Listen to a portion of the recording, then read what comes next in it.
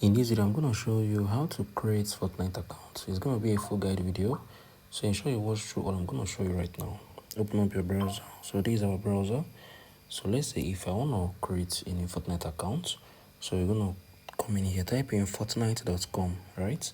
So click on this, click on sign in. So you'll be asked this question. So just click on the no, right? So click on the create account, create an account. So you're gonna be asked if you have played any of these games. So click on the no. So wait for it to gradually load up, right?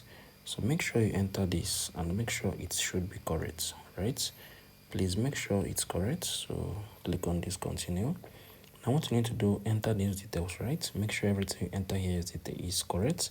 Enter your password, enter everything here. So once I've entered everything, your email, your last name, so confirm this, right? Confirm this. Once you have confirmed this, you're going to see create account, like you're going to see continue. If you click on the continue, you're going to be able to create an account because you'll be sent an email verification code.